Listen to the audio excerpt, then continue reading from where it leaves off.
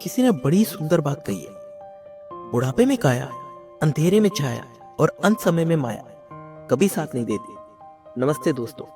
अक्सर हम सोचते हैं कि जब हम भगवान की प्रार्थना करते हैं तो हमें क्या मांगना चाहिए, क्या मांगने से हमें लाभ होगा। इस प्रश्न का उत्तर हमें भक्तों के जीवन से मिलता है। भक्त प्रहलाद ने जब भगवान से कुछ मांगने की बात आई तो उन्होंने कहा, हे प्रभु, मैं आपसे यही मांगता हूँ कि मेरी मांगने की इच्छा ही समाप्त हो जाए। ऐसा कुछ प्रदान कीजिए कि मैं सिर्फ आपकी भक्ति में ही लीन रहूं। मां कुंती ने भी भगवान से कुछ मांगा, लेकिन उनका अनुरोध बड़ा ही विलक्षण था।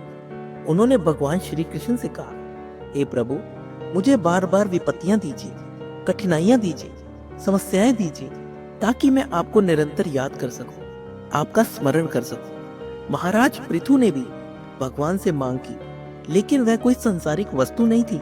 उन्होंने कहा, हे प्रभु, मुझे 10,000 कान दे दीजिए, ताकि मैं आपकी पावन लीलाओं को अधिक से अधिक सुनता रहूं और आपकी महिमा का गुणगान करता रहूं। हनुमान जी का प्रेम तो अनंत है। उन्होंने कहा, अब प्रभु कृपा करो यही भांति, सब तजी भजन करो दिन राति। अर्थात, हे प्रभु, अब मुझ पर ऐसी कृपा करें कि मैं संसार के मोह माया को छोड़कर दिन रात केवल आपका भजन कर सकूं। क्या मांगना सही है? भगवान से मांगने में कोई बुराई नहीं, लेकिन हमें समझना होगा कि हमें क्या मांगना चाहिए।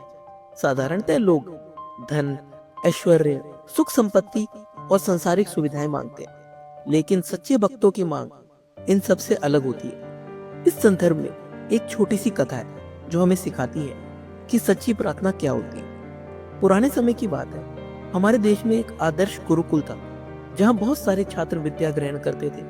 उस गुरुकुल में एक विशेष स्थान था जहां सभी शिष्य एकत्र होकर प्रार्थना करते थे। गुरुजी एक ऊंचे मंच पर बैठते थे और शिष्य नीचे बैठकर श्रद्धा भाव से प्रार्थना करते थे। लेकिन शिष्यों के मन में एक प्रश्न अक्सर उठता रहता था, हम जब प्रार्थना करते हैं तो हमारे होंठ हिलते हैं, लेकिन गुरुजी के होंठ कभी नहीं हिलते, ऐसा क्यों?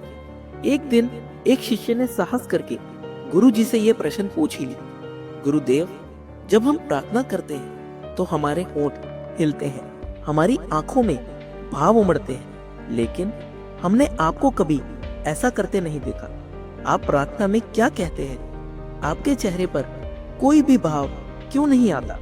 गुरुजी मुस्कुराए और बोले, बच्चों, तुम्हारे इस प्रश्न का उत्तर मैं एक कथा के माध्यम से दूंगा। यह मेरे जीवन का एक अनुभव है। गुरुजी ने अपनी कथा सुनानी शुरू की। एक बार मैं एक बड़े राजा की राजधानी में गया। मैं राजमहल के सामने से गुजर रहा था तो मैंने देखा कि वहां एक भिखारी खड़ा था।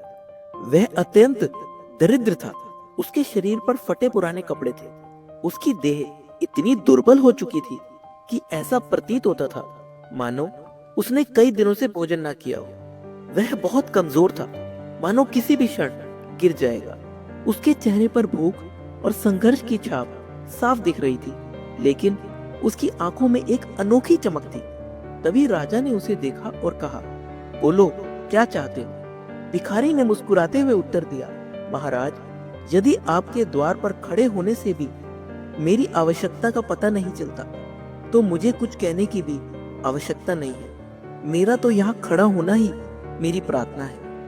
गुरुजी ने कहा, बच्चों, उस दिन मेरी आंखें खुल गई। मैंने सोचा, यदि मेरी स्थिति ही मेरी आवश्यकता को नहीं बता सकती तो मेरे शब्द क्या कह पाएंगे? यदि भगवान हमारी दशा को नहीं समझ सकते तो हमारी बातों का क्या अर्थ रह जाएगा? उस दिन से मैंने मौन प्रार्थना करना शुरू कर दिया। अब मैं केवल ध्यान में परमात्मा के द्वार पर जाकर खड़ा हो जाता हूँ, क्योंकि मेरा वहां उपस्थित होना ही पर्याप्त है। प्रार्थना का सही तरीका क्या होता है? बहुत से लोग कहते हैं हमें प्रार्थना में क्या मांगना चाहिए, परंतु सच्ची प्रार्थना यह नहीं कि आप क्या मांगते हैं, बल्कि यह है कि आपका समर्पण कितना गहरा है। आपको बस अपने समय और भाव को समर्पित करना है। यदि आप पूर्ण श्रद्धा, विश्वास और प्रेम के साथ भगवान के पास पहुंच जाते हैं तो वही पर्याप्त है। सच्ची प्रार्थना केवल मांगने तक सीमित नहीं है, बल्कि समर्पण का नाम है। भगवान से कुछ मांगने से पहले सोचें कि क्या मांगना उचित है। भक्ति का सर्वोच्च रूप यह है कि हमारी मांगने की इच्छा ही समाप्त हो जाए। यदि हम संपूर्ण भाव और श्रद्धा से परमात्मा के चरणों में उपस्थित हो जाएं, तो वही सबसे बड़ी प्रार्थना है। अंत में प्रार्थना शब्दों से नहीं, हृदय से की जाती है। ईश्वर से कुछ मांगना नहीं, स्वयं को समर्पित करना ही सच्ची प्रार्थना है। तो दोस्तों, इस वीडियो के लिए इतना ही। मिलते हैं अगले वीडियो में। अपना ख्याल रखिए। जय श्री कृष्ण।